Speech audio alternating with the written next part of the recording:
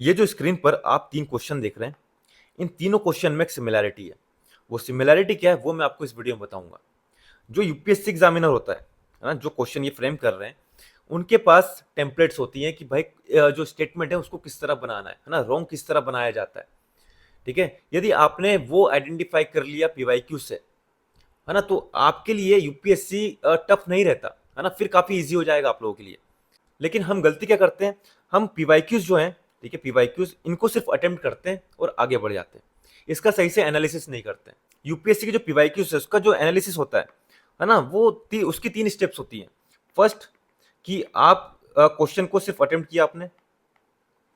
Second, यहाँ पर आपने पीवाईक्यूज की जो टर्मिनोलॉजी, जैसे कि यूनाइटेड नेशन क्रेडेंशियल कमेटी क्या है इसके बारे में आपने सर्च किया, यूनाइटेड नेशन सिक्योरिटी काउंसिल इसके बारे में सर्च किया, इसको पढ़ लिया, है ना, नोट्स बना लिए, जनरल असेंबली के बारे में आपने देख लिया, उसके बाद पीएम 2.5 है ये देखा, पीएम 10 ये पढ़ लिया आपने, है ना, फिर बाद में आपने ये जो राधाकांत देव है इनके बारे में देखा।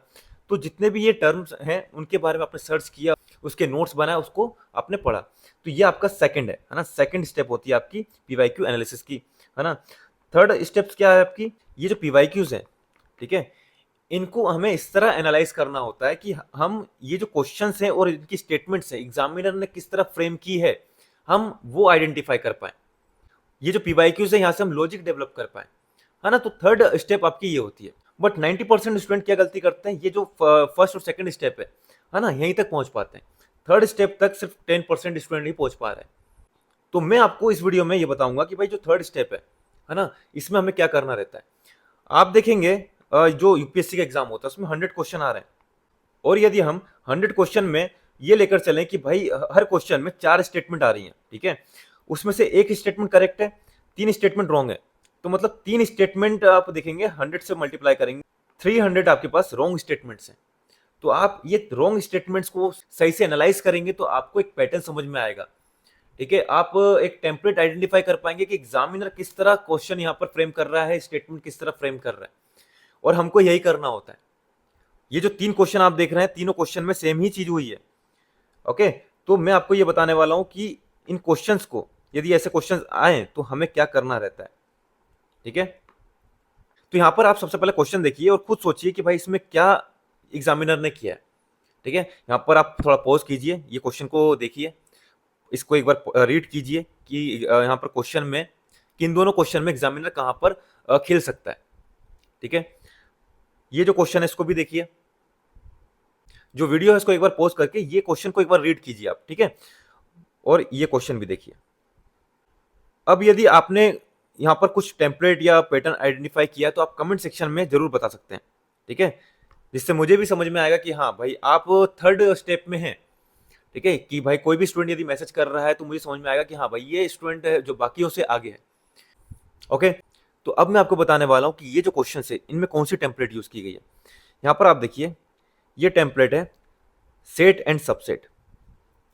सेट एंड सबसेट कैसे, यहाँ पर आप देखिए, ये क्वेश्चन, क्वेश्चन क्या है, in the context of WHO air quality guidelines consider the following statement. यहाँ पर स्टेटमेंट 1 देखिए, पीएम 2.5 के बारे में दिया हुआ है कि भाई ये इतने से ज़्यादा नहीं होना चाहिए, एनुअल मीन जो है पीएम 2.5 ये इतने से ज़्यादा नहीं होना चाहिए। ओके, फिर सेकंड स्टेटमेंट क्या है, in a year the highest level of ozone pollution occur during the period of inclement weather. Third statement देखिए, PM 10 can penetrate the lung barrier and enter the blood stream.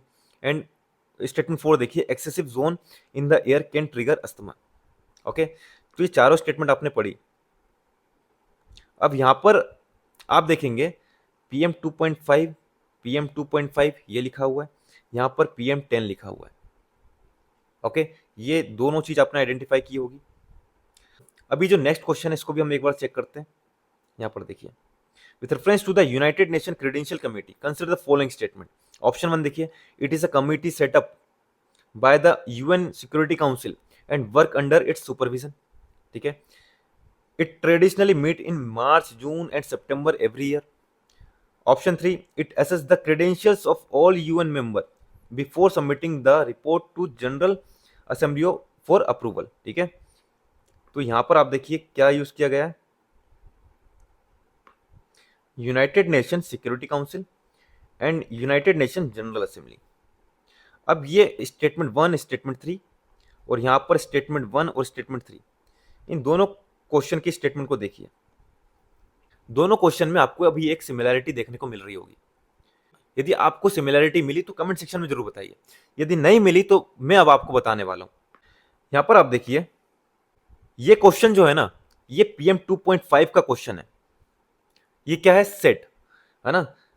But examiner ने क्या किया, यहां पर आप देखिए, examiner ने PM 2.5 का जो क्वेश्चन है उसमें यहां पर पीएम 10 यहां पर ऐड कर दिया, और पीएम 10 क्या है? आपका सबसेट। ठीक है, तो यहां पर एग्जामिनर ने क्या किया कि भाई जो क्वेश्चन था वो पीएम 2.5 का था, और पीएम 10 यहां पर जानबूझकर ऐड कर दिया। वहीं आप देखिए, यहां पर ये जो क्वेश्चन था ये यूनाइटेड नेशन जनरल असेंबली का क्वेश्चन था, बट एग्जामिनर ने क्या किया, यूनाइटेड नेशन सिक्योरिटी काउंसिल यहां पर जानबूझकर ऐड कर दिया। तो ये क्या है? ये है आपका सेट, ये है आपका सबसेट। तो यहां पर एग्जामिनर क्या करता है, सेट एंड सबसेट में क्वेश्चन फ्रेम किया पीएम 2.5 का, क्वेश्चन फ्रेम किया जनरल असेंबली का, ओके। और यहां पर क्या किया, साथ में जो सबसेट है उसमें उसके आइडेंटिकल जो टर्म्स हैं, है ना, उसको साथ में ऐड कर देता है। ठीक है, तो जैसे पीएम 10 जो है ये आइडेंटिकल है, पीएम 2.5 पीएम 10 ये साथ में ही हम पढ़ते हैं। ठीक है, तो वो साथ में ही आप इसको, वो साथ में आप इसका नाम लेते हो, है ना, पीएम 10 पीएम 2.5 इस तरह से आप इसका नाम भी लेते हो। ठीक है, तो ये क्या है, ये आपका सबसेट है। United nation security council, United nation general assembly, ये दोनों साथ में ही आप पढ़ते हैं। ठीक है, तो ये क्या है, एक सेट है, एक सबसेट है। क्वेश्चन फ्रेम किया जनरल असेंबली पर, और साथ में यहाँ पर ऐड कर दिया एक्स्ट्रा में यूनाइटेड नेशन सिक्योरिटी काउंसिल। और जब दोनों साथ में ऐड करेगा तो आपको डाउट भी नहीं होगा कि भाई ये गलत हो सकता है, आपको लगेगा कि हाँ भाई हो तो सकता है, सही होगा। बट ये एग्जामिनर की एक टेम्पलेट है जो एग्जामिनर यूज करता है क्वेश्चन फ्रेम करने में, है ना, जो मैं आपको यहाँ पर बता रहा हूँ। ठीक है, अब आपके माइंड में ये आ रहा होगा कि भाई आपको कैसे पता चलेगा कि भाई ये question United nation security council का है या यूनाइटेड नेशन जनरल असेंबली का है, या पीएम 10 का है या पीएम 2.5 का है, ये आपको कैसे पता चलेगा? तो यहां पर एग्जामिनर आपको खुद हिंट देगा कि भाई ये जो क्वेश्चन है पीएम 2.5 से है या पीएम 10 से। ठीक है, यूनाइटेड नेशन सिक्योरिटी काउंसिल से है या यूनाइटेड नेशन जनरल असेंबली से है, ये एग्जामिनर आपको खुद हिंट देगा स्टेटमेंट में।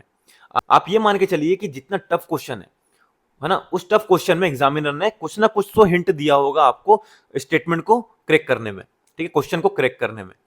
और जितना इजी क्वेश्चन है ना, तो वो उतना ही टफ हो जाता है, क्योंकि उसमें हमारे पास कुछ भी क्रैक करने के लिए रहता नहीं है। यदि आपको आता है तो आता है, नहीं आता तो नहीं आता। आर्टिकल 21 क्या है ये आपको पता है तो ठीक है, नहीं पता तो आप उसमें कुछ नहीं कर सकते।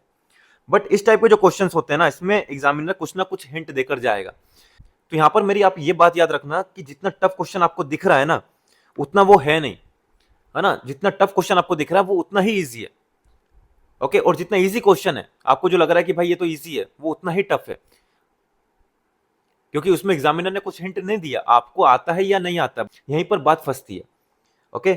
तो देखो, आपको कैसे समझ में आएगा कि भाई ये क्वेश्चन है किससे रिलेटेड है। तो सबसे पहले हम देखें पीएम 2.5 वाला। तो यहां पर देखिए, ये जो स्टेटमेंट है ये छापी हुई स्टेटमेंट है। यहां पर आप देखिए पीएम 2.5, यहाँ पे पीएम 2.5, और यहां पर सिर्फ एक बार पीएम 10 है। तो एग्जामिनर के लिए ये जो पीएम 2.5 दो बार लिखने से अच्छा यहां पर एक बार चेंज करना होता है, समझ रहे हो। तो यहां पर ये चीज आपको याद रखना है कि एग्जामिनर कहां पर जो है स्टेटमेंट में चेंज कर सकता है, कौन सी चीज इजी चेंज कर सकता है। यदि एग्जामिनर कोई स्टेटमेंट फ्रेम करता है तो वहां पर हम क्यों बोलते हैं कि मिनिस्ट्रीज जो है या फिर जो ऑर्गेनाइजेशन है वो रॉन्ग होते हैं, क्योंकि उनको चेंज करना ईजी है, क्योंकि एक वर्ड ही चेंज करना है। लेकिन यहाँ पर सिर्फ एक वर्ड चेंज करना है, पीएम 10 की जगह पीएम 2.5 करना है, लेकिन यहाँ पर दो बार करना पड़ेगा उसको। तो एग्जामिनर ने खुद हिंट दिया, और ये आपको, और ये चीज आपको कैसे पता चलेगा, जब आपने 15-20 साल के पीवाईक्यूज लगाए होंगे तब ये सब चीज आप खुद आइडेंटिफाई कर लोगे। लेकिन आपने अभी तक लगाया नहीं होगा, तो वो चीज मैं आपको बता रहा हूं, तो ये अब याद रखना, ओके। तो यहां पर एग्जामिनर ने खुद हिंट दिया कि भाई पीएम 2.5 का ये क्वेश्चन है, और एग्जामिनर ने पीएम 2.5 की जगह यहाँ पर पीएम 10 ऐड कर दिया, है ना, ताकि आपको कुछ शक भी ना हो, क्योंकि आप साथ में ही इन चीज को पढ़ते हैं, ओके। एक तो ये तरीका है। एंड सेकंड, यदि आपको थर्ड स्टेटमेंट को लॉजिकली यदि रॉन्ग करना है ना, तो आप खुद सोच सकते हैं, आप यहाँ पर पीएम 2.5 के बारे में बता रहे हैं, फिर यहाँ पर पीएम 10 का नाम ऐड कर रहे हैं, और उसके बाद बोल रहे हैं PM 10 can penetrate the end enter the blood stream. अब कैन लगा हुआ है तो ये स्टेटमेंट हमको जेनरिक भी लगती है, बट आप खुद सोचिए, PM10 के बारे में बोल रहा है कि भाई ये पेनिट्रेट कर सकता है लंग बैरियर में and enter the blood stream, लेकिन PM2.5 तो उससे भी छोटा है। ठीक है, तो आप खुद सोचिए PM2.5 होगा यहाँ पर, एग्जामिनर ने PM10 यहाँ पर ऐड कर दिया। PM10 एंटर नहीं करता होगा बट PM2.5 करता है। ठीक है, तो लॉजिकली आप सोच सकते हैं कि भाई PM2.5 यहाँ पर क्यों नहीं लिखा, क्योंकि PM2.5 तो और छोटा है। ओके, अब आपके पास ये जो टेम्पलेट है, ये टेम्पलेट मैंने आपको बता दी, ये टेम्पलेट आपको पता होना चाहिए, यहाँ से एग्जामिनर क्वेश्चन फ्रेम कर रहा है। ठीक है, हर साल तो नहीं करता, लेकिन जब भी करे आपको ये चीज पता होना चाहिए। ओके, यहाँ पर आप देखिए, यहाँ पर कैसे पता चलेगा कि एग्जामिनर ने ये जो क्वेश्चन है ये यूनाइटेड नेशन जनरल असेंबली के ऊपर बनाया है। तो यहाँ पर देखिए, it is a committee setup by the UN security council and work under its supervision. Setup का मतलब क्या होता है कि भाई इसको बनाया है, इसका ओरिजिन है ना, इस तरीके से। तो ओरिजिन मैंने आपको बताया है, जो एग्जामिनर बनाता है ओरिजिन, ठीक है, सेटअप इसके अंदर सेटअप हुई है, तो वो स्टेटमेंट रॉन्ग होती है। ओके, और यहाँ पर एक और चीज देखिए, ये एग्जामिनर ने खुद यहाँ पर हिंट दिया है, यूनाइटेड नेशन क्रेडेंशियल कमिटी। और थर्ड स्टेटमेंट देखिए, it assess the credential of all the UN member. अब हम क्या करते हैं, हम क्या गलती करते हैं, यहां पर हमको लगता है कि भाई ऑल बोल दिया मतलब ये एक्सट्रीम वर्ड है, आप कंटेक्स्ट नहीं समझ रहे हैं। यहां पर जो स्टेटमेंट है उसका वर्ड एसोसिएशन नहीं कर रहे हैं। ठीक है, यहां पर भी आपको लगता है कि कैन है तो मतलब ये आपकी जेनरिक स्टेटमेंट है, ये सही हो सकती है ना, तो ये गलती मत करो। आप देखेंगे यूट्यूब पर काफी लोग आपको मिसगाइड ही कर रहे हैं, है ना, कि भाई एलिमिनेशन के नाम पर आपको बेवकूफ बनाया जा रहा है कि भाई ये दिखे ये काट दो, ये दिखे ये काट दो, ऐसा होगा वैसा होगा। नहीं, आपका काम है यहाँ पर स्टेटमेंट को आइडेंटिफाई करना कि एग्जामिनर स्टेटमेंट कैसे फ्रेम कर रहा है। ठीक है, ये चीज आपको अभी तक किसी ने नहीं बताई होगी, जो चीज मैं आपको यहाँ पर बता रहा हूँ। ओके, तो यदि आपको ये वीडियो हेल्पफुल लगी है तो प्लीज लाइक कीजिएगा। ठीक है, और दोस्तों तक शेयर भी कीजिएगा। चैनल पर नए हैं तो चैनल को सब्सक्राइब कर लीजिएगा, ताकि ताकि लास्ट टाइम में आपको ऐसी ही बेनिफिशियल वीडियो मिले। अभी मैं आपको एक और क्वेश्चन दिखाऊंगा जिसमें सेम पैटर्न यहाँ पर यूज हुआ है। ओके, जो कि हिस्ट्री का क्वेश्चन है। ओके, तो इस क्वेश्चन में आप खुद देखिए कि एग्जामिनर ने क्या किया है, यहां पर हिंट दिया है आपको। और यदि आपको ये समझ में आ रहा है कि भाई ये जो टेम्पलेट है ना, इस क्वेश्चन में यूज हुई है, तो आप देखिए 1 और 3 साथ में आएंगे ही नहीं, या तो ये यूएन सिक्योरिटी काउंसिल का होगा या तो ये जनरल असेंबली का होगा। ठीक है, तो 1, 3 आपका यहाँ पर चले जाता है। फिर आपने देखा कि भाई क्रेडेंशियल कमेटी की बात कर रहा है ना, तो ये स्टेटमेंट 3 जो है ना, ये हो सकती है, क्योंकि यहाँ पर setup by the UN security council, है ना, ये ओरिजिन की बात कर रहा है। मैंने आपको बताया कि भाई ओरिजिन की बात जहां भी करते हैं वो स्टेटमेंट रॉन्ग होती है, ये इसके अंदर सेटअप हुआ, इसने सेटअप किया है ना, तो ये रॉन्ग होती है। तो यहाँ पर इसलिए ये रॉन्ग आती है। 1 आपका ये भी गया, ठीक है, या 3 या 2, 3 ये आपके देखिए फैक्चुअल स्टेटमेंट है, मार्च जून सितंबर एवरी ईयर। ठीक है, ट्रेडिशनल लिमिट, तो ये स्टेटमेंट आपकी रॉन्ग है। 3 आपका वैसे करेक्ट है। ओके, उसी तरह ये स्टेटमेंट आप देखिए 1 और 2 का, 1 और 2 साथ में नहीं आएंगे, 1 और 2 साथ में ये नहीं आएंगे।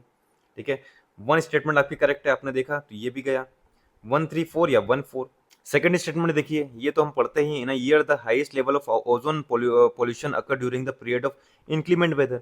तो इंक्लीमेंट वेदर क्या होता है, जो स्टॉर्मी होता है, वेट वेदर होता है ना। बट जो ओजोन का आप देख रहे हैं, इसका हाईएस्ट लेवल आपको कहाँ देखने को मिलेगा, जहां पर सनी हॉट वेदर रहता है वहां पर। तो स्टेटमेंट 2 जो है आपकी ये रॉन्ग हो जाती है। तो ऑप्शन बी 1 और 4 ही आपके यहाँ पर करेक्ट है। ठीक है, तो ये 2 क्वेश्चन मैंने आपको दिखाए। एक और क्वेश्चन मैं आपको दिखाता हूँ जहां पर एग्जामिनर ने सेम चीज यूज किया। यहाँ पर ये देखिए, इससे पहले मैं आपको एक और चीज बता देता हूँ।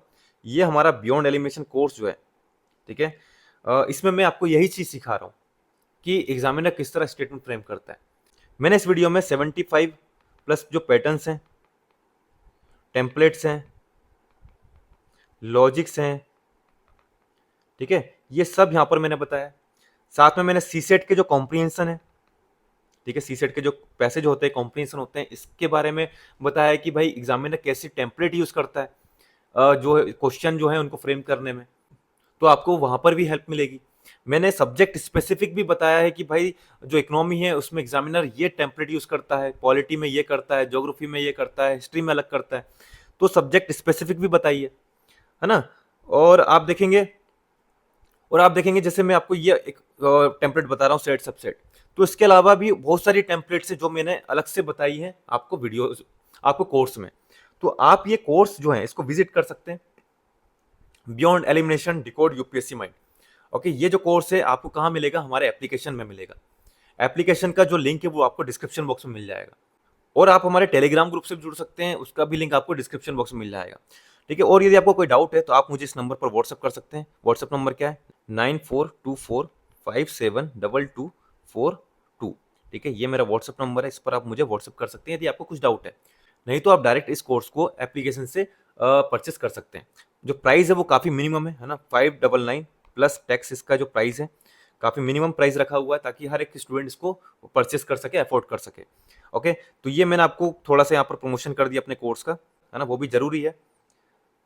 अब मैं आपको यहाँ पर और जो थर्ड क्वेश्चन था हमारा, है ना, वो बताता हूँ। यहाँ पर देखिए, ये हिस्ट्री का क्वेश्चन है। Radhakant Dev, first president of the British Indian Association. Gajulu Lakshmi Narasu Chetty, founder of Madras Mahajan Sabha. Third क्या है? Surendra Nath Banerjee, founder the Indian association.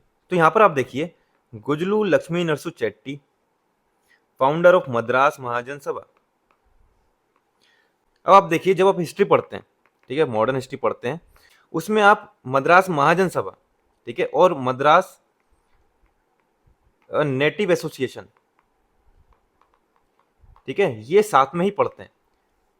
आप जब बुक देखेंगे तो मद्रास महाजन सभा होगा, फिर मद्रास नेटिव एसोसिएशन होगा, या मद्रास नेटिव एसोसिएशन उसके बाद मद्रास महाजन सभा होगा, ये साथ में ही पढ़ते हैं। ओके, तो एग्जामिनर ने यहाँ पर क्या किया? गजलू लक्ष्मी नरसु चेट्टी, ये मद्रास नेटिव एसोसिएशन के, और इसको यहाँ पर, और एग्जामिनर ने यहाँ पर क्या किया? मद्रास महाजन सभा यहाँ पर ऐड कर दिया। तो ये करता है एग्जामिनर, जो सिमिलर साउंडिंग आपको लग रहा है, ना आइडेंटिकल लग रहा है, उसके साथ एग्जामिनर खेलता है। ठीक है, ताकि आप कंफ्यूज हो और आपको पता भी ना चले कि भाई यहां पर चेंज किया होगा। ठीक है, सेम यहां पर किया है यूनाइटेड नेशन सिक्योरिटी काउंसिल और United nation general assembly, same यहां पर किया PM 2.5 PM 10। ओके, तो ये जो आप देख रहे हैं टेम्पलेट, ये आपको कैसी लगी आप कमेंट सेक्शन में जरूर बताइए, और यदि पसंद आई तो लाइक जरूर करना, है ना, इससे मुझे भी मोटिवेशन मिलता है, और इस तरह की मैं और भी वीडियो लेकर आऊंगा यदि आप लोगों का इसमें सपोर्ट रहता है।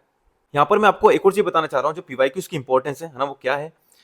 देखो, आप कितना भी पढ़ लीजिए, आप यूनाइटेड नेशन, ठीक है, जितना पढ़ना चाहते हैं पढ़ लीजिए, ठीक है, पॉल्यूटेंट, है ना, ये पढ़ना है, ये भी पढ़ लीजिए, बट जब क्वेश्चन आएगा ना, तब आपको समझ में ही नहीं आएगा कि करना क्या है इसमें। हमने जो पढ़ा था वहां से तो आया ही नहीं है।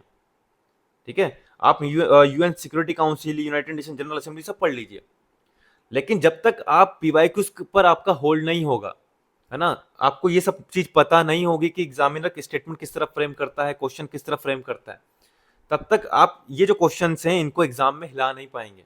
जितना पढ़ रहे हो ना, ठीक है, उससे ज्यादा प्रैक्टिस कीजिए, उतना ज्यादा आप जो PYQs है उस पर टाइम इन्वेस्ट कीजिए।